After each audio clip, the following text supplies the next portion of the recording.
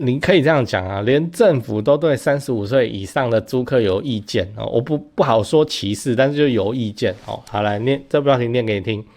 2024租屋补助，租金补助新一波入账，线上申请补贴加码资格流程一次懂啊，不是很多会有这个整理的新闻嘛？哦，来，这标题叫谁可以获得租金补贴的加码哦。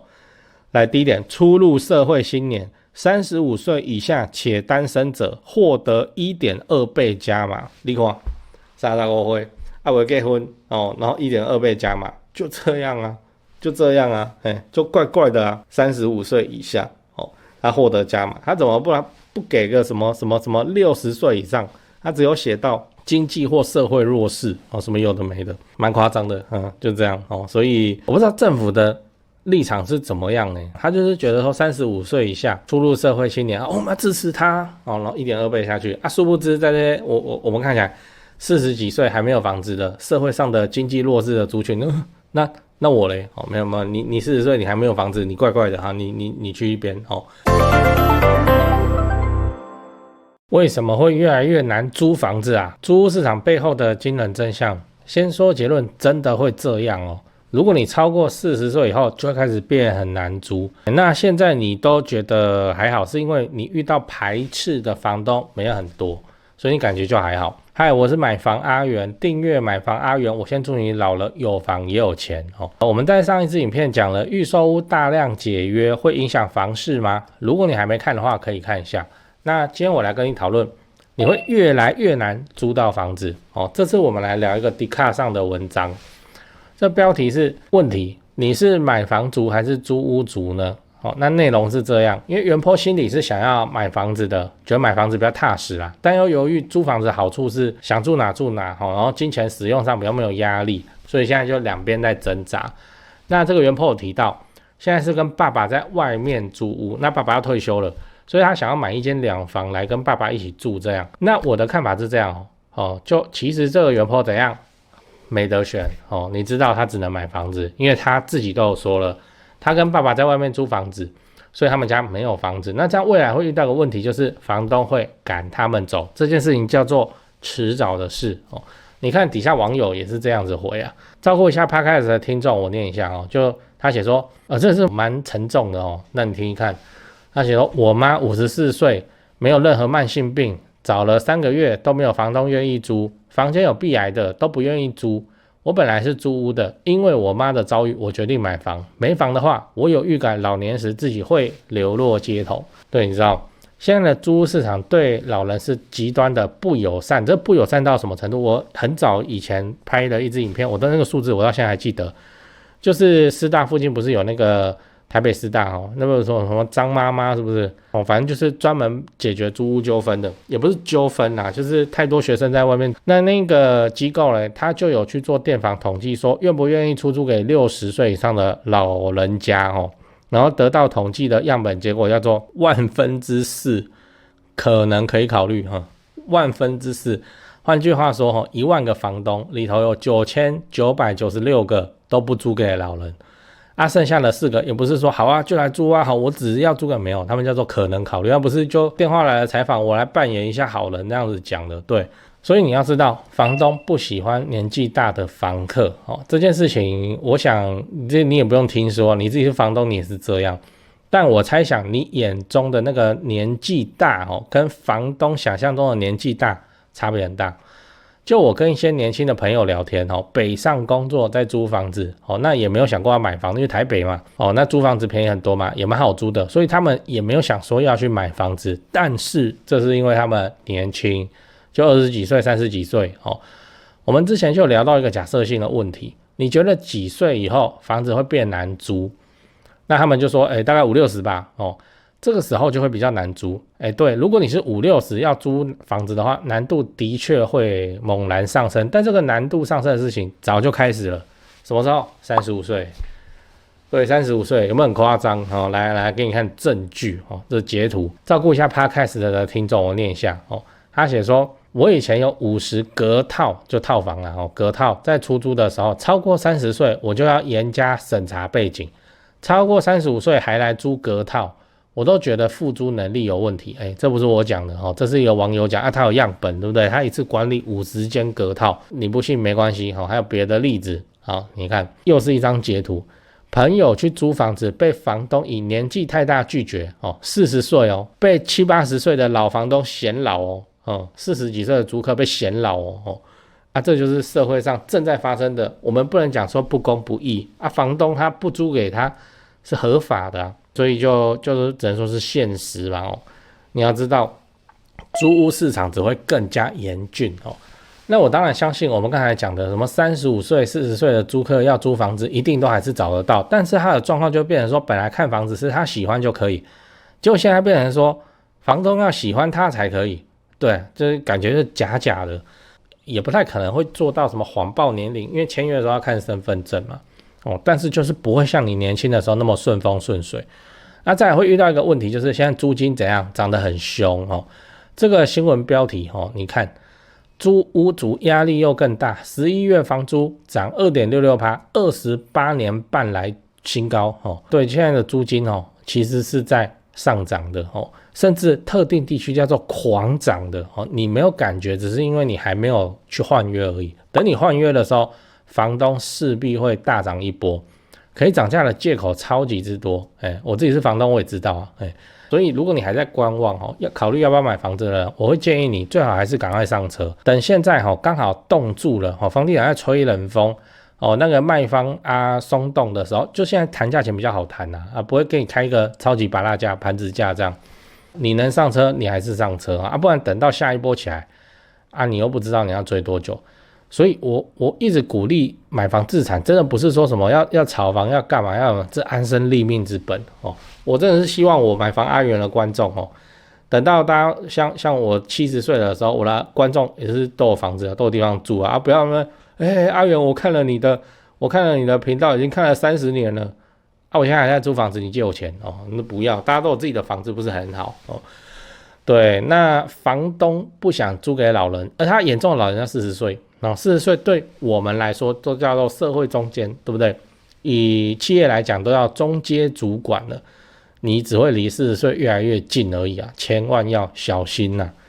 讲完了，我们整理一下，我们今天讲你只会越来越难租房子。那我分享了一篇迪卡的文章原 po 现在跟父亲在外面租房子，然后想要自己买房子怎样怎样的那前面都有提到。接下来会遇到状况就是他不买，他老了，然后带着一个更老的父亲，只会更难去租到房子而已要想办法买房。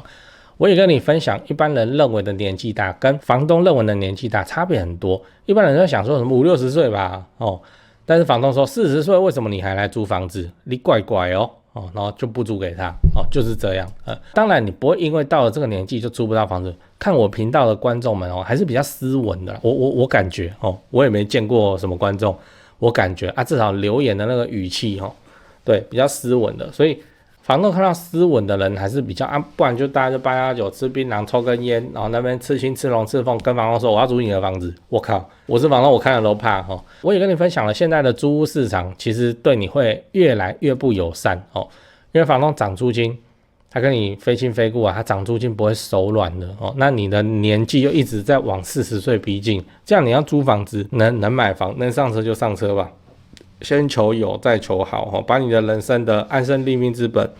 后盾先保住了之后再说。那个后盾银行还可以贷款80%给你，干嘛不买我的想法真的是这样对这几件事情先讲，不然怕忘记。就现在不是房地产吹冷风嘛这已经是事实了。那我自己的观察是这样跟你分享一下。先说台北台北市新北市，那台北目前依然持续在成交那成交的行情没有特别的高，也没有特别的低，就行情这样。只是说现在的买方分布已经变成说 50% 是自住换屋那 50% 是财富传承，投资客几乎都离开台北了。那我想这个也不赖嘛，就没有投资客在那边恶性炒作那前面讲到那个 50% 自住换屋，自住换屋很重要的考量就是小朋友的学区所以蛋黄依然非常坚挺那 50% 的财富传承那财富传承讲的就是就天龙人嘛有钱的天龙人，那通常都是怎样？长辈就是看生几个小孩，然后每个小孩一人帮他们买一间这样要给小孩的这种属性，所以他那个也没有要投资，也没有要炒作啦，就是保值就好财富传承那你有钱，你要放在全台湾最顶尖的房地产市场来自住换屋或是财富传承都可以只是说现在成交在4500万以上已经是目前的常态我居然还有观众去买超过1亿的大安区房子，然后他们说我台北前辈的团队服务是非常的顶级他们的家族很满意这样对，所以你要看那些财富传承用的房子或者好学区的房子你就加我前辈的 LINE 小老鼠拜台北，小老鼠买台北这样加了你就看到他的大头贴那个是助理在顾的那他们会不定期的 po 这些房子给你参考。 OK 那讲完台北讲高雄高雄的情况是也一样市场降温那之前的乱买乱出价族群就不见了，我认为这样很好，因为这样子我们就可以专心瞄准重大建设，就比较不会有那外行乱出高价的乱，你知道。那自从我拍了会员影片我会员影片不是都会拍重大建设嘛，那陆陆续续我拍了高雄的重大建设有楠梓台积电到凹子底3大开发案，富邦凹子底 BOT 案，到71期4地重划，新高雄火车站，到亚洲新湾区你们观众很奇怪我拍一个重大建设，你们就跟着买一个重大建设附近。高雄我是很有信心没想到说这个观众好像比我还有信心买的比我还贵，买的比我还多真是蛮夸张那看好高雄，你瞄准重大建设，就找我推荐的台湾房屋美术之星店700坪，高雄最大房仲店。那在高雄你要卖还是要买那你就给他们一条龙就好了，就跟我一样，我过去10几年都是他们处理的，这是真的那我付的中介费这样子加起来早就超过7位数，那你看我还是愿意推荐他们就是真的很没问题嘛很专业很 OK。 他们的 LINE 是小老鼠 go go go go go， 小老鼠5个 go那他们有答应我说会 po 在这支 LINE 的房子是都会挑过就是专门给买房阿元的观众。那这些房子都怎样，都适合自产，也都在重大建设旁边，你可以加那个 LINE 来看看高雄没有台北那么贵那高雄的重大建设，我还做了一个高雄重大建设加美食地图的 Google Map Map 地图反正你点开那个地图就是我做的那个重大建设地图跟很多那个 YouTuber 不是来拍来吃高雄对不对，那些他们吃的店我都把它点出来，这样都插在地图上，反正就是美食跟重大建设都摆在一起。你要来高雄玩还是你要看房子那你都可以参考这张地图这个我也花蛮多时间做的那我自己也用得很开心因为我就是平常没事我都看那些 YouTuber 吃吃喝喝我去吃这样那使用的方法是你要去我的那个影片的资讯栏复制那个连结，然后贴在你的手机浏览器上打开来看才会正常你直接点那个连结它会内建打开你的 Google Map这个 app 那不对，那打开来很多问题但我也不知道为什么，所以你就是用浏览器开就复制那个地图连结再贴到浏览器去打开，这样才会正常好啦，以上台北的 LINE 高雄的 LINE 重大建设跟美食地图你都有了，那就祝你自产顺利，来高雄玩得开心，赞赞。讲八卦，接下来这个八卦蛮扯我看我觉得蛮瞎，就说你可以这样讲连政府都对35岁以上的租客有意见我不好说歧视，但是就有意见好，来念这标题念给你听。2024租屋补助，租金补助新一波入账，线上申请补贴加码资格流程一次懂不是很多会有这个整理的新闻嘛来，这标题叫谁可以获得租金补贴的加码来，第一点，初入社会新年35岁以下且单身者获得 1.2 倍加码，你看35岁没结婚然后 1.2 倍加码，就这样就怪怪的35岁以下他获得加码，他怎么不给个什么60岁以上，他只有写到经济或社会弱势哦，什么有的没的，蛮夸张的，就这样哦。所以我不知道政府的立场是怎么样呢？他就是觉得说35岁以下初入社会青年，我们要支持他哦，然后1.2倍下去啊，殊不知在这些我们看起来40几岁还没有房子的社会上的经济弱势的族群，那我嘞哦，没有，你40岁你还没有房子，你怪怪的哈，你去一边哦，我们不是有社会住宅吗？你去抽啊，抽不到啊，对就会变成这样哦，还是要把房子先准备起来哦，作为自己人生的后路。还有你另一半的后路，还有你家小孩的后路，大概台湾目前的版本就是这样玩的哦，不然怎么办？然后还有一篇哦，一样是看那个 PTT 的，我觉得蛮夸张的，这个太滑坡了哦。这是一个讨论的文章，那它原本的问题叫做闲聊。真的有人单身40岁还在租屋吗？就问一堆有没有？结果有一篇回哦，就是说什么我1985了，不到2年就要40岁了哦，打电话找房，可能因为讲台语的关系，房东都会问几岁，他们不租40岁以上的单身女，然后什么有的没的，直接就来了个我看到我觉得很暴击的话，就是说我刚试着要想象未来，但希望到时能自主安乐死。什么东西怎么会突然就扯到安乐死这么庞大的议题去？不要讲呢，对啊，有那么严重吗？就不懂了哈。安乐死，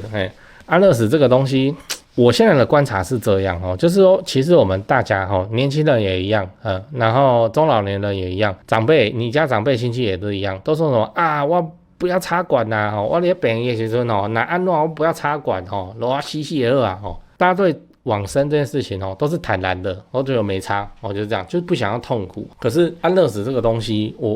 我也不知道这不是我的专业，谁他妈敢说自己安乐死专业？就我觉得没那么严重啊，真的是没那么严重啊。如果他有准备好，年轻的时候有把房子准备起来即使是一间这个稍微会漏水有点壁癌的5楼小公寓，那也没关系嘛那他就安身立命之本吧。那就变成不会去考虑到安乐死这个阶段，我真的是这样子认为。然后这个发文者他有讲说什么无父无母无亲人无朋友。好，我们再讲另一个情况，就是说不是说你要结婚你要结婚不然你老了以后在家里跌倒都没有人照看你就挂了。再套用今天这个回文安乐死的讲法，那不是刚好吗？那很刚好啊。这个跌倒了，在家里晚年自己一个人生活，跌倒了，你爬起来就爬起来不然呢就爬起来腿断用爬的慢慢爬去求干嘛这件事情不就解了？为什么一定要有一个人照看，然后把你救起来就想要干嘛那如果我老了，一个人在家生活，跌倒了然后起不来了，昏倒了昏倒起不来这不是刚好而已那就一辈子都没事就是这样。这是不是也是一种另类的算合法的安乐死好像也感觉也不差但我真的认为没有必要啦，没有必要到什么租不了房，然后对生活未来感到绝望，就滑坡到什么希望安乐死合法化什么有没的，应该是没那么严重吧。把房子准备起来然后家人都照顾好没什么大问题的话，不晓得你怎么看？怎么会讨论房地产突然讨论到那个租不了房安乐死这里去？看不懂，然后看到这篇文章吓我一跳，那拿出来闲聊一下。